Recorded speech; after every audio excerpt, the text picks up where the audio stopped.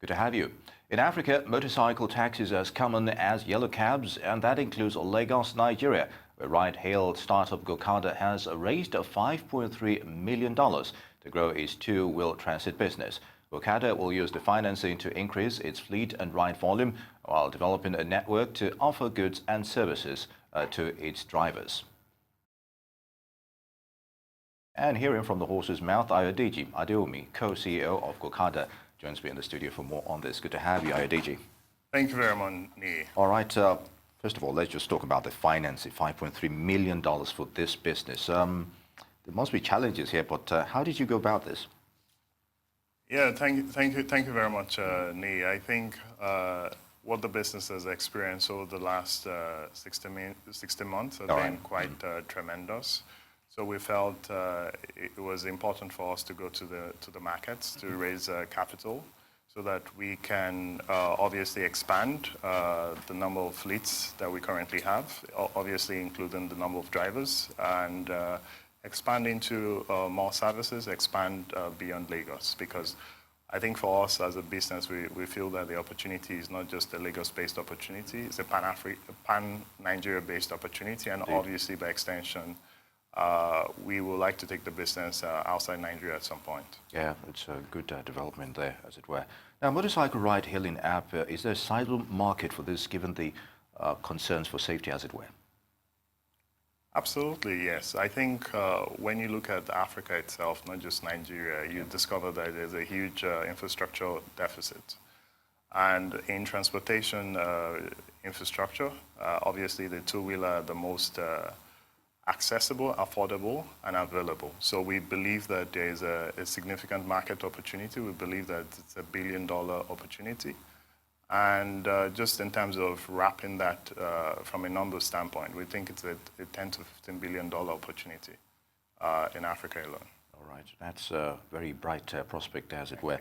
Now, how do you plan to convince regulators on safety and professionalism of drivers and riders, as it were? Yes, so I think on that aspect is really demonstrating it ourselves as a corporate citizen, as a good corporate citizen. Obviously, some of the things that we've done is we've gone ahead to partner with the largest defensive driving academy in the world, based out of Southeast Asia, because we believe that, number one, it's extremely important that we train world-class drivers. Number two, I think one of the things that we've also done just from a quality assurance standpoint is to then develop what's the archetype of a great driver.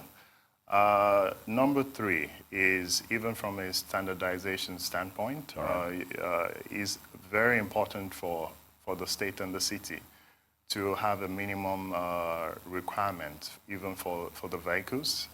So we do believe that when you combine all those things, and including safety measures like helmets, you'll definitely be able to not just professionalize, but you'll also be able to bring safety on board. And we also believe, I think from a business standpoint, that our number one priority as a business is security and safety. Very good. So by extension, I think as a business, one of the things that we're communicating to the city and also to the government across board is that it's safe. We also believe that, I mean, these two-wheelers have been used as agent of what I will call massive destruction, especially with the insurgents of Boko Haram. Indeed. But we also believe that when we are able to digitize these drivers, then obviously you can track where they are, who they are, and be able to call whether it's a security or especially from a security standpoint, because it's possible to, using the power of technology, it's actually possible to be able to shut down a bike real time. Oh, that's a very interesting prospect there. Now, it's pretty interesting when you talk about setting standards, because when you look at the topography in Lagos, using that as an example rather, you find these Okada riders, how reckless they are, and people have been complaining about their conduct, as it were, and not even counting the cost of lives lost in this regard. And I think it's a good development regarding you being able to monitor them. Yes. And I'm sure a lot of people don't know you can actually shut down the bikes. Yeah. You know, Absolutely. So I think part of our work as a good corporate citizen is education. Yeah. We also believe that we need to increasingly demonstrate that it's actually possible, because even for a lot of the two-wheelers, the Okadas, Yeah. it's actually possible to also limit the speed. And increasingly, we do believe that one of the most critical things we have to do as a business Yeah. is ensure that we bring the right set of people on board, because it's more a behavioral issue than any other thing else. And spending a lot of time, I think, performing psychometric tests on these individuals, going through all our filters of what makes a great driver, we do believe that we'll definitely be able to demonstrate, not just on the short to medium term, but also on the longer term, that it's actually possible to have very good drivers that are obviously compliant to safety regulations, that are also compliant to traffic regulations on the highways.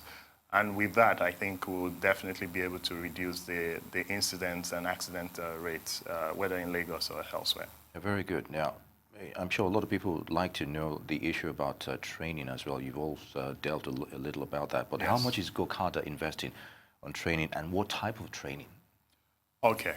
So I think on the training side, we do believe in the people. And then obviously we call our drivers pilots. So deliberately, I think one of the things that we've done is not just on the soft skills training, but also on the technical skills in terms of defensive driving.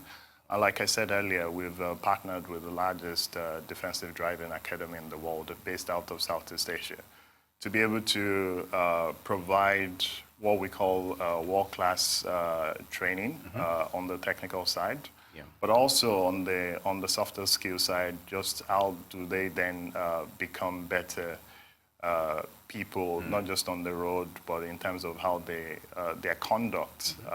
We're investing heavily in that, and I think from a company perspective, is something where we'll definitely be investing significant amount of money. So which will run into millions of dollars over the next couple of years. Very good, Ayodeji. Now, let's take a look at the legal rights of people here, your customers, riders, drivers, and potential abuse. This was a big issue with car sharing, and will this be with your group?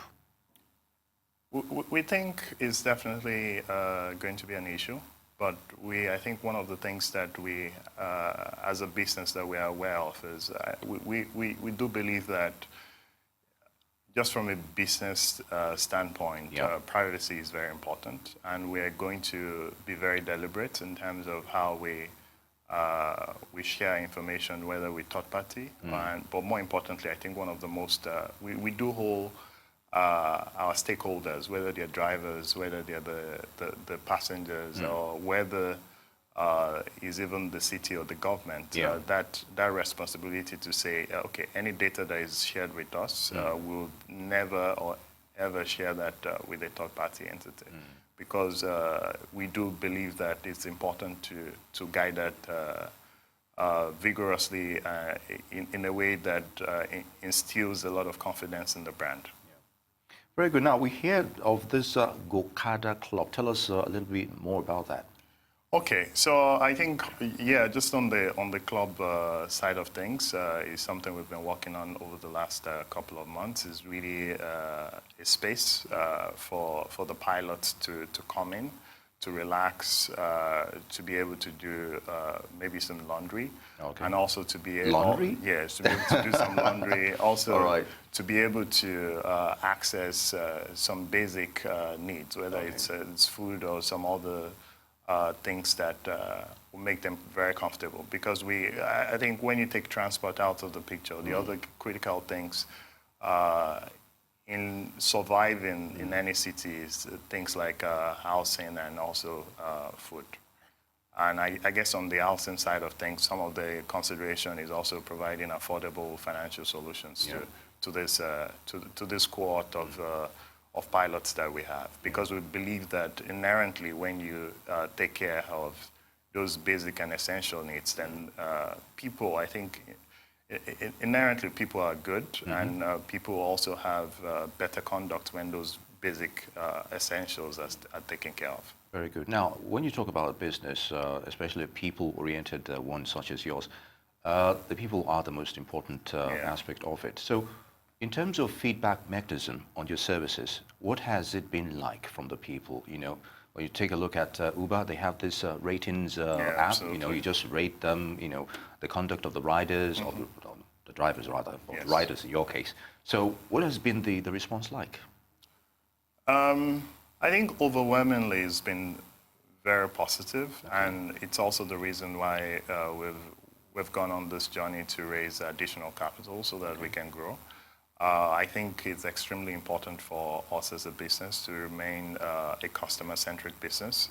It's also very important for us to then create those mechanisms in which we can further reward and retain those customers on our platform. Very good. And retaining the customers, what about you responded to complaints as well? Because at one point in time, yes, you know. So I think on the complaints, we're also very proactive in terms of the complaints whenever there are issues, because there are always issues on an ongoing basis. We try to deal with them heads on, because we also believe that that complaint, if not contained, obviously we're going to lose the customer. Indeed. And at the end of the day, I think our most important shareholder in this business are the customers. Indeed.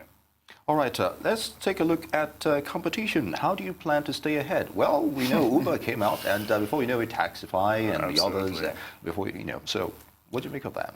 Well, so on the competition side, a couple of things on competition. We do believe that competition is important, because it helps us to stay on our feet. Very importantly, I think for the business itself, the DNA has always been about innovating.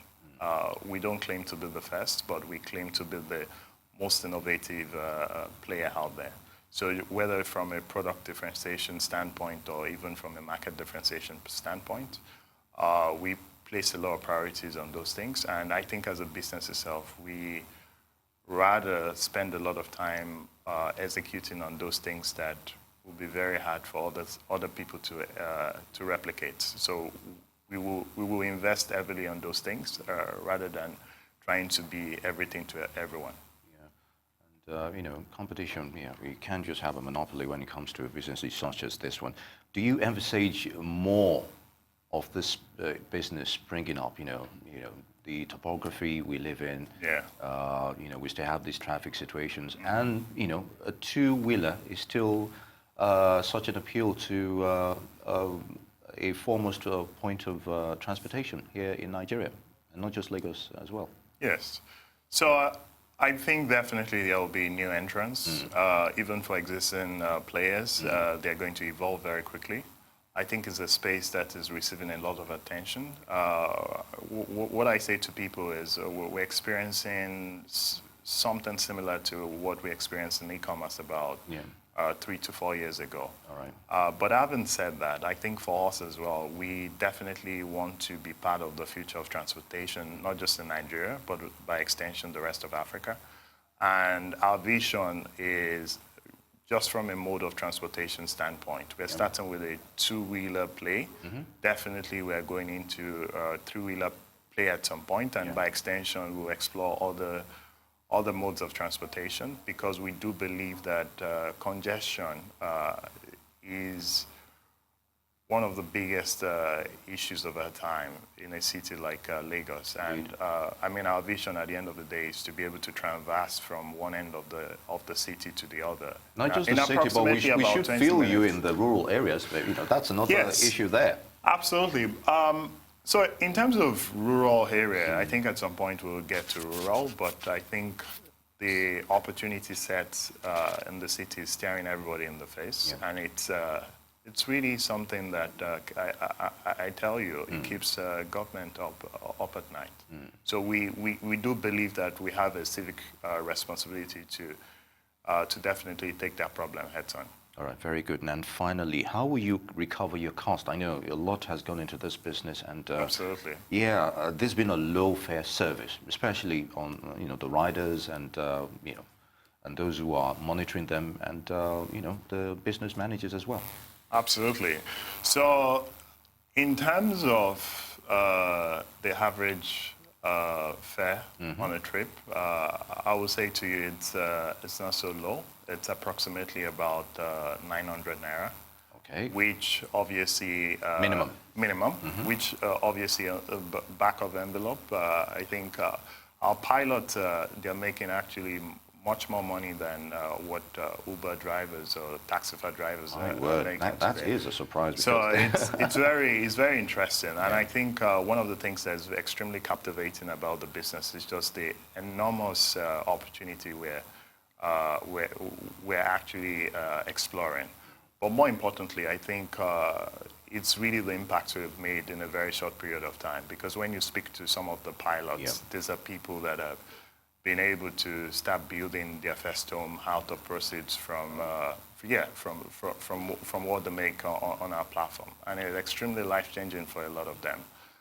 Yesterday, I mean, we had the opportunity to interact with some of the drivers and their family, because we also organized a Children's Day party for the pilot children. Yeah. So it provided an opportunity to get real-time feedback from those people. I think our number one responsibility to the pilots is to ensure that at the end of the day, we make their life easier. At the end of the day, their lives are transformed just from using the platform. But more importantly, we also see ourselves as agents of social and economic transformation. Indeed.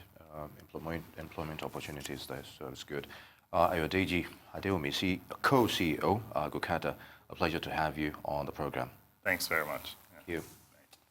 You're watching the Global Business Report here on Arise News. Up next, after launching the world's largest IPO in 2014, a multinational conglomerate, Alibaba, sets out to raise $20 billion in its second listing. More on this story when we return.